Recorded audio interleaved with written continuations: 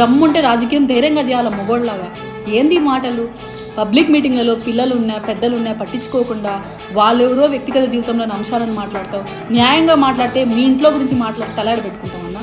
హత్య రాజకీయాలు చేస్తూ సొంత బాబాయిని మర్డర్ చేసుకున్న సాక్ష్యాలు ఉన్నా కూడా నువ్వు ఇంతవరకు వాళ్ళ గురించి బలంగా పోరాడలేకున్నావు, సొంత బాబాయికి న్యాయం చేయలేకున్నావు, సొంత చెల్లికి న్యాయం చేయలేకున్నావు. నీ కేసులో సీను అన్యాయంగా జైల్లో కూర్చొని ఆ పిల్లోడి పక్షాన నువ్వు పోరాడమో లేదంటే జైలుకు పోయి వాస్తవాలు బయటపెట్టడమో చేయలేకున్నావు.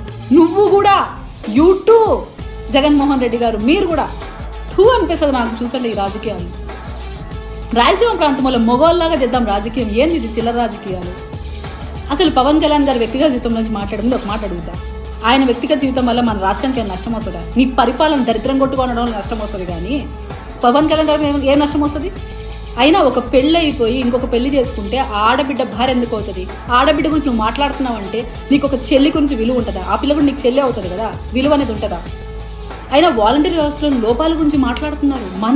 మన రాష్ట్ర ఆడబిడ్డలు మిస్ అయిపోతున్నారు, వాళ్ళు బలైపోతున్నారు అన్యాయంగా. నీకు ఆవేదన ఉండాలి. ఏంటో వాలంటీర్లు ఉద్ధరించేసినట్టు పెద్దగా మాట్లాడుతున్నావు. తలుపు దడతాడు పొద్దున్నే వచ్చి. వాలంటీర్లారా సిగ్గుపడండి, ఆవేదన చెందండి. మినిమం వేజెస్ యాక్ట్ కింద మీకు రావాల్సిన నిధులు ఇవ్వకుండా మిమ్మల్ని కూలీల కింద వాడుకుంటున్నాడు. మా పర్సనల్ డేటా మీకు ఇప్పించుకుంటున్నాడు మీ దగ్గర నుంచి. క్రైమ్లో భాగస్వాములు అవుతున్నారు. రాబో రోజుల్లో ఈ క్రైమ్లో మీరందరూ భాగస్వాములు, మీరు ఇబ్బందులు పడతారు. ఈయనకేముంది? నెక్స్ట్ ఇంట్లో కూర్చుంటాడు పోయి. జైలుకి బెయిలుకి మధ్య ఊగిసలాడే జీవితమైనది. ఈయన గురించి మీరు అన్యాయంగా మీ జీవితాలు నాశనం చేసుకుంటున్నారు. పరోక్షంగా మీ దగ్గర క్రైమ్ చేసినాడు జగన్మోహన్ రెడ్డి గారు. దయచేసి జగన్మోహన్ రెడ్డి గారు పర్సనల్గా టార్గెట్ చేసి మిమ్మల్ని మీరు దిగజార్చుకొని రాయలసీమ బిడ్డలను అందరినీ అవమానపాలు చేయకండి. రేపు మిమ్మల్ని అనరు రాయలసీమ నుంచి వచ్చాడు ఆయన సీఎం అయ్యాడని గొప్పగా చెప్పుకుంటా ఉన్నారు, ఇంత నీచ రాజకీయాలు చేశారు, చిల్లర మనిషి అంటారు.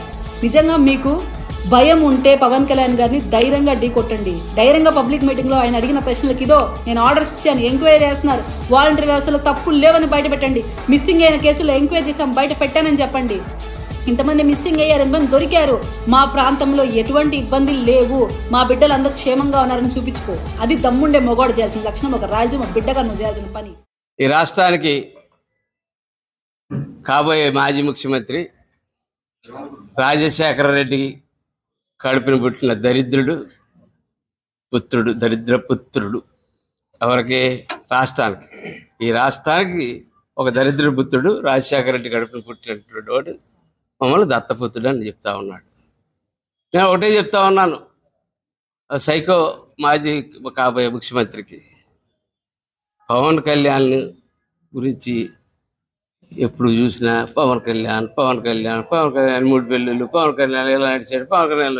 దీని బదులు శుభ్రంగా నువ్వు ఆంజనేయ దండకు చదువుకున్నావు అనుకో, లక్ష్మీ దండకు లక్ష్మి వస్తుంది, ఆంజనేయ దండకు ధైర్యం వస్తుంది, సుబ్రహ్మణ్యం దండకు ఇంకో పుణ్యం వస్తుంది. ఆ దండకాలు ఏమన్నా చదువుకో, అంతే తప్ప ఏ ఊరు వెళ్ళినా రిపీటెడ్ డైలాగ్, అదే డైలాగ్, అదే మాట తెలుసుకొని. ఇప్పుడు 10 ప్రెస్ మీట్లు ఉంటాయి, 10 ప్రెస్ మీట్లలోనే ఈ 3 ముక్కలే మాట్లాడతాడు. ఈయన గురించి మాట్లాడడానికి ఏమీ లేవు. ఆయన 3 పెళ్ళిళ్ళు చేసుకున్నాడట, ఈయనకేటో బాధ. ఈయన పెళ్ళిళ్ళు చేసుకోకుండా కాపురాలు చేస్తున్నాడేమో ఎక్కడ చాలా చోట. ఈయన పెళ్ళిళ్ళు చేసుకున్నాడు, విడాకులు ఇచ్చుకున్నాడు, ఈయనకేటో బాధ. అట్లేదు ఆడవాళ్ళ గురించి మాట్లాడుతూ ఉన్నాడు.